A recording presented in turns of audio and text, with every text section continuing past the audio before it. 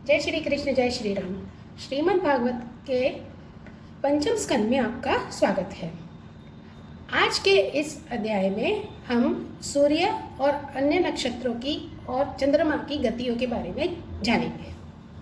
तो श्रीमद् भागवत कहती है कि सूर्य नारायण देव जो सूर्य भगवान हैं वे 3 प्रकार की गति करते हैं, धीमी, मध्यम और तेज। वो 3 प्रकार से चलते हैं। जब सूर्य नारायण देव उत्तर की तरफ पलायन करते हैं तो उस समय को हम उत्तरायण कहते हैं, और जब वे दक्षिण की तरफ पलायन करते हैं तब उसे हम दक्षिणायन कहते हैं, और जब वे मध्य में होते हैं तब उसे हम विषुवत कहते हैं।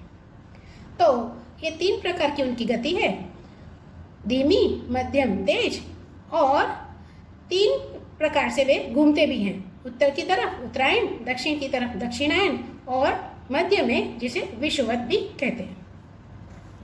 अब भागवत कहती है, कथा ये बताती है हमें, जब सूर्य नारायण कर्क राशि में प्रवेश करते हैं और वे सिंह में से होकर के और धन राशि की तरफ जाते हैं तब वह दक्षिणायन होता है। जब सूर्य नारायण देव मकर राशि में प्रवेश करते हैं और कुंभ और मिथुन से होकर के जाते हैं तब वह उत्तरायण होता है। और जब सूर्य नारायण देव मेष और तुला राशि में होते हैं तब उस वक्त दिन और रात की अवधि समान होती है, इसे विषुवत कहते हैं। आगे बताया है कि मानस उत्तर पर्वत पर 4 देवताओं का निवास है। सुमेरु पर्वत के पूर्व में इंद्रदेव की देवधानी पुरी है। सुमेरु के दक्षिण में यमराज की संयमनी पुरी है।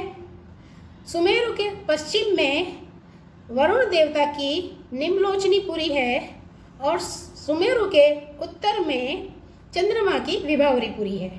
ये 4 पुरियां हैं जो ये 4 पुरियां हैं जो सुमेरु पर्वत के चारों दिशाओं में पड़ती हैं। सूर्य नारायण देव इन्हीं 4 पुरियों के आगे से होकर के निकलते हैं, और इन्हीं 4 पुरियों में पूरा हमारा पृथ्वी लोक समाया हुआ है। सूर्य नारायण इन सभी स्थानों पर सूर्योदय, दोपहर, सूर्यास्त और मध्य रात्रि की गति से चलते हैं। जिस स्थान पर सूर्योदय होता है उसके बिल्कुल विपरीत स्थान पर सूर्यास्त होता है। तो जहाँ सूर्य होता है वहाँ पर मानव सूर्य को देख सकता है, और जहाँ पर सूर्यास्त हो रहा है तो वहाँ पर मानव सूर्य को नहीं देख पा रहा है। जिस स्थान पर मध्य भाग होता है, जिस स्थान पर दोपहर होती है, तो उसके बिल्कुल विपरीत स्थान पर मध्य रात्रि होती है। सूर्य इन सभी ग्रहों के साथ उदय और अस्त होता है, जिसमें चंद्रमा और अन्य ग्रह भी शामिल है। अच्छा, एक और बात यह है कि जो लोग सुमेरु पर रहते हैं वो हमेशा ही उनके यहाँ पर दोपहर का टाइम होता है, दोपहर का समय होता है।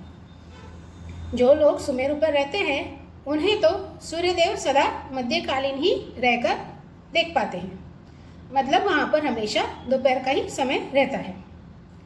अब आगे बताते हैं, ये जो काल चक्र है वो सूर्यदेव के रथ के पहिए पर स्थापित है, और इस पहिए को संवत्सर कहते हैं। आगे बताते हैं कि सूर्य देव का जो चक्र है उसमें 12 महीनों के 12 अरे हैं, जिन्हें हम स्पोक्स बोलते हैं इंग्लिश में।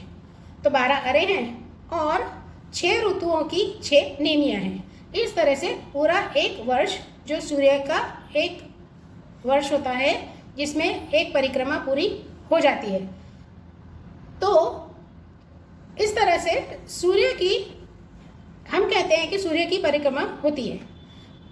अब श्रीमद् भागवत कथा कहती है कि सूर्य एक जगह पर स्थिर नहीं है, वो अपने सभी ग्रहों के साथ में और सभी ग्रहों के अपने अपने उपग्रहों के साथ में वो संपूर्ण तरीके से गतिमान है। भागवत कथा में ये भी बताया है कि पृथ्वी जो है वो सूर्य के चारों ओर चक्कर लगाती है, और सभी ग्रह भी उस सूर्यदेव के चारों ओर चक्र लगाते हैं। लेकिन क्योंकि हम पृथ्वी पर रहते हैं तो हमें ऐसा दिखता है कि सूर्य हमारे चारों तरफ घूम रहा है, लेकिन वास्तव में पृथ्वी और सारे ग्रह सूर्य की चारों तरफ घूमते हैं और जो सूर्य हैं वे अपने पूरे सौरमंडल के साथ में इस पूरे ब्रह्मांड में गतिमान हैं, वे स्थिर नहीं हैं।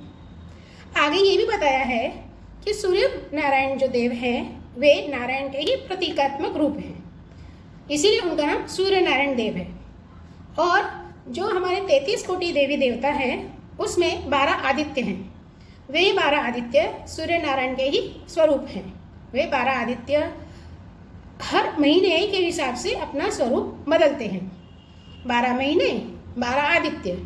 तो सूर्य नारायण देव जिस राशि के हिसाब से, और 12 ही राशियाँ होती हैं, तो हर एक राशि का अपना एक सूर्य है जो सूर्य नारायण का ही स्वरूप है।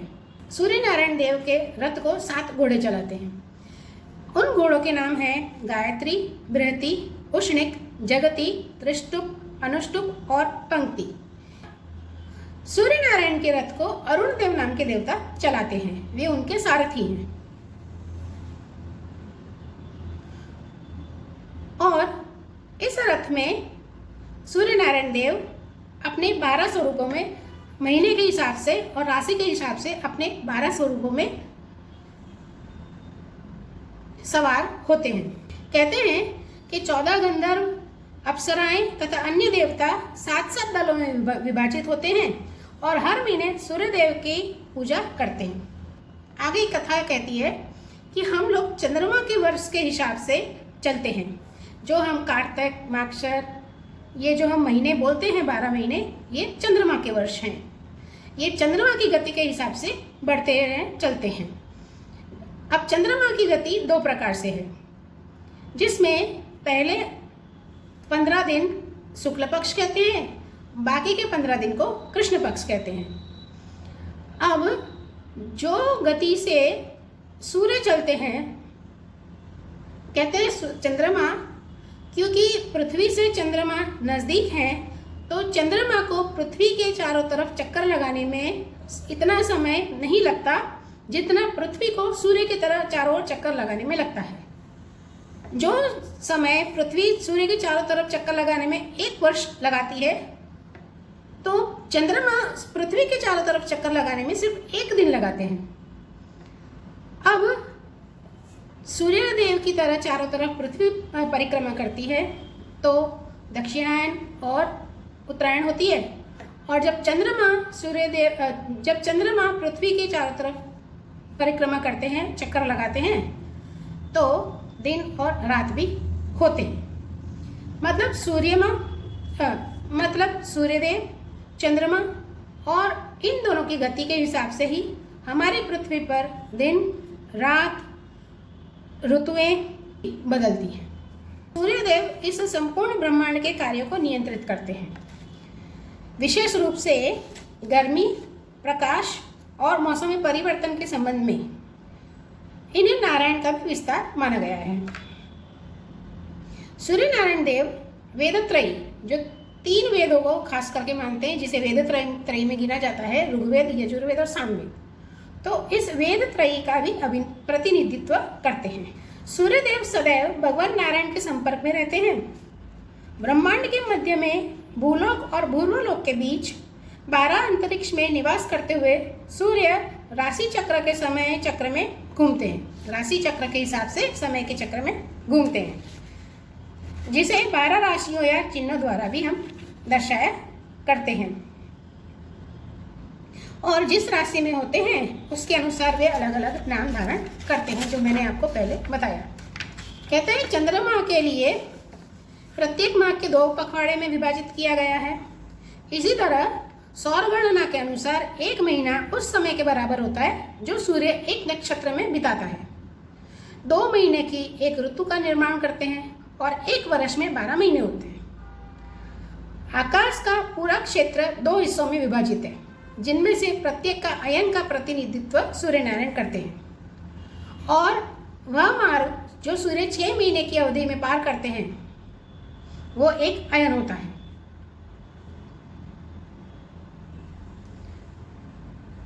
अब इस तरह सूर्य नारायण देव तीनों लोकों में यात्रा करते हैं, जिसमें स्वर्गीय ग्रह, सांसारिक ग्रह और बाहरी अंतरिक्ष सब कुछ शामिल है। इन कक्षाओं को महान विद्वानों ने संवत्सर, परिवत्सर, इदावत्सर, अनुवत्सर और वत्सर के नाम से संदर्भित किया गया है। चंद्रमा से ऊपर कुछ तारे हैं और इन तारों के ऊपर शुक्र ग्रह है। शुक्र ग्रह का प्रभाव समस्त ब्रह्मांड के निवासियों के लिए हमेशा शुभ होता है। इसके बाद बुध ग्रह है। बुध जो है वो हमेशा प्रतिकूल ही रहता है। उसके ऊपर बृहस्पति जो है वो ब्राह्मणों के लिए हमेशा अनुकूल ही रहा है। बृहस्पति के ऊपर शनि, ज़्यादातर लोग शनि को अशुभ मानते हैं, लेकिन शनि जो है वे कर्मों के देवता हैं। जिसका जैसा कर्म उसको वैसा फल। शनि के ऊपर 7 सितारों का समूह है जिसे हम सप्तऋषि कहते हैं, जहाँ पर महान संत रहते हैं। और ये जो सप्तऋषि हैं और ये जो पूरे ध्रुव लोक की परिक्रमा करते हैं। सप्तऋषि जो है वो अन्य तारा मंडलों के साथ में, ग्रहों के साथ में, सबके साथ में ध्रुव लोक की परिक्रमा करते हैं। और ध्रुव लोक के ऊपर भगवान विष्णु का परम स्थान है, जो उनका वैकुंठ धाम भी माना जाता है। अब कहते हैं कि ये जो ध्रुव जो तारा है, ध्रुव मंडल है और उसके चारों तरफ जो भी नक्षत्र हैं, ये सब को मिला करके एक चक्र बनता है, एक ग्रह बनता है जिसे शिशुमार ग्रह कहते हैं। कितने लोग इसको डॉल्फिन का शेप मानते हैं, कई लोग इसे मगरमच्छ का आकार मानते हैं, कई लोग इसे ड्रैगन का भी आकार मानते हैं। और कहते हैं कि ये जो हमारे जितने भी नक्षत्र हैं, जितने भी तारे हैं, ये उस शिशुमार चक्र में ही समाहित हैं। और ये सभी उस जो मगरमच्छ है या डॉल्फिन का जो आकार है उसी के अंदर सब कुछ आ जाते हैं। इसका डिटेल्ड एक्सप्लेनेशन श्रीमद् भागवत कथा में दिया हुआ है। कई लोग कहते हैं कि यह भगवान विष्णु का निवास स्थान है और भगवान विष्णु यहाँ पर निवास करते हैं शिशुमार चक्र में।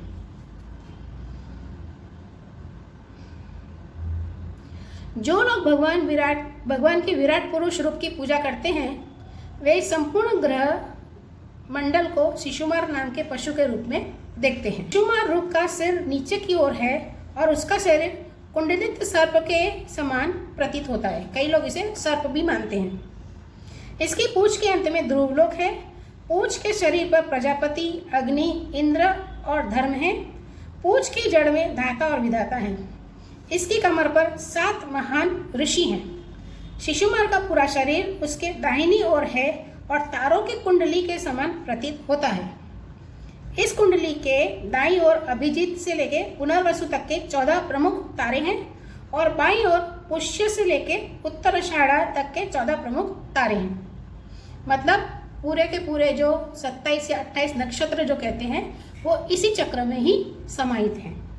वैदिक खगोल शास्त्रियों की गणना के अनुसार अन्य तारे भी शिशुमार ग्रह की प्रणाली के विभिन्न पक्षों पर ही स्थित हैं। अपने मन को एकाग्र करने के लिए योगी शिशुमार ग्रह प्रणाली की पूजा करते हैं, जिसे तकनीकी रूप से कुंडलिनी चक्र के रूप में जाना जाता है। आगे की वीडियो में हम अलग अलग ग्रहों के बारे में और भगवान संकर्षण जो अनंत देवता हैं उनके बारे में जानकारी प्राप्त करेंगे। आज की वीडियो आपको कैसी लगी कृपया कमेंट करके ज़रूर बताइएगा। धन्यवाद।